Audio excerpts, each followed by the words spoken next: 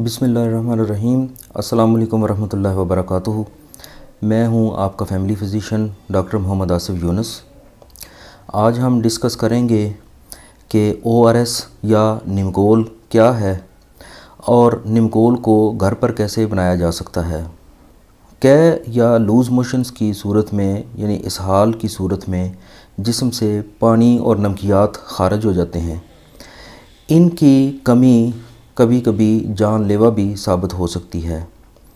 तकरीबन 2 दहाइयाँ पहले तक दुनिया के ऊपर सालाना 5 मिलियन लोग गैस्ट्रोएंटेराइटिस यानी लूज़ मोशन इसहाल की वजह से उनकी डेथ्स हो जाती थी, जो कि अब बेटर मेयर्स और अच्छी मेडिकल सर्विसेज की वजह से तकरीबन 2 मिलियन सालाना तक आ चुकी है।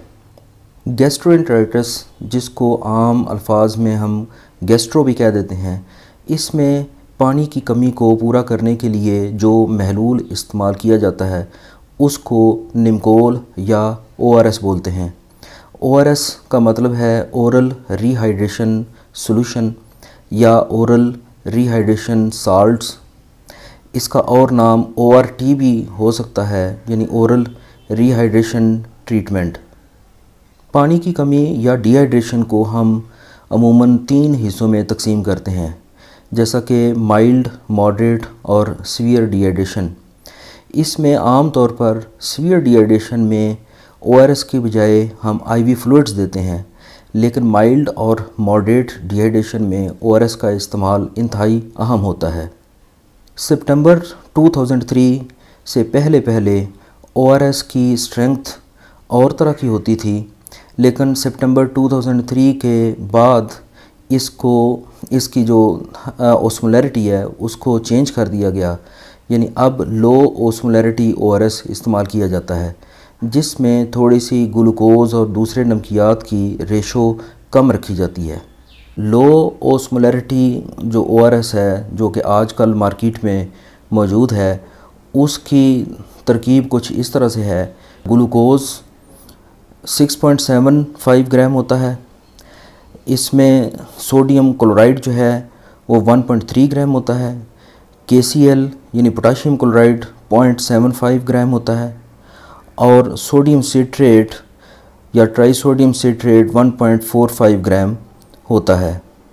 और इसको हम 2 गिलास उबले हुए और ठंडा किए हुए पानी के अंदर मिक्स करके इस्तेमाल करते हैं और इसको भी 24 घंटे के अंदर इस्तेमाल करना होता है।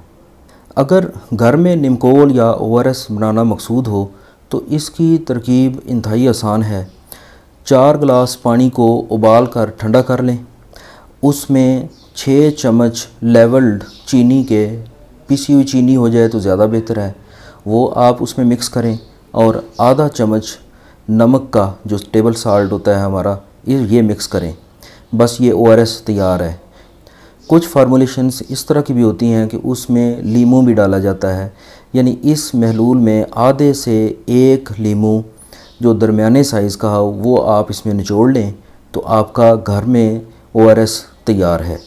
ये भी आप 24 घंटे के अंदर इस्तेमाल करेंगे। और इस मौसम में जो गर्म मौसम होता है, इसमें बेहतर है कि इसको फ्रिज के अंदर रखा जाए और जब इस्तेमाल करना हो मुनासिब टेम्परेचर करके इसको इस्तेमाल किया जाए। अगर हम ORS इस्तेमाल करने की डोज़ की बात करें तो इसको मुख्तलिफ़ तरीक़ों से इस्तेमाल किया जाता है। मिसाल के तौर पे एक फ़ार्मूला ये है कि 2 साल से कम उम्र के बच्चों को 24 घंटे में आधा लीटर तक ORS कंज्यूम करवाया जाता है। 2 साल से लेके 9 साल तक के बच्चों को 1 लीटर तक ORS दिया जा सकता है। ORS पिलाने का दूसरा फार्मूला हम इस तरह से देख सकते हैं कि माइल्ड डिहाइड्रेशन में हम 50 ml पर kg के हिसाब से कैलकुलेट करेंगे, यानी बच्चे का वज़न कैलकुलेट करके या किसी भी शख्स का वज़न कैलकुलेट करके उसको 50 से हम मल्टीप्लाई करेंगे और जितना वॉल्यूम आएगा उसको हम यानी 4 घंटे में, पहले 4 घंटे में इस्तेमाल करवा सकते हैं। एक और तरीके से भी हम ORS की मिकदार को कैलकुलेट कर सकते हैं। 15 to 20 ml पर kg पर आवर के हिसाब से भी ORS इस्तेमाल करवाया जा सकता है। आम फहम ज़बान में अगर इसकी बात की जाए तो आप इसको कैलकुलेट इस तरह से कर सकते हैं कि जितनी मिकदार में कै या पखाने का वॉल्यूम आप देखते हैं, तकरीबन उतनी ही मिकदार में ORS आप मरीज़ को पिला दें। ORS या निमकोल को डोज़ के हिसाब से ही देना चाहिए, क्योंकि अगर हम डोज़ से ज़्यादा ORS देंगे तो ये ओस्मोटिक डायरिया होने का ख़तरा होता है।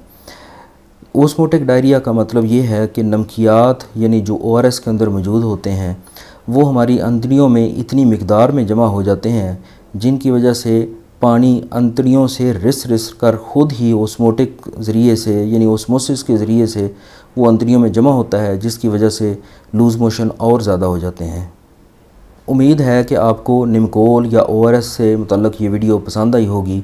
मेरे चैनल को सब्सक्राइब करें और साथ में अपीयर होने वाला जो घंटी का बटन है उसको भी दबाएं, ताकि मेरी हर नई आने वाली वीडियो आप तक पहुंच सके।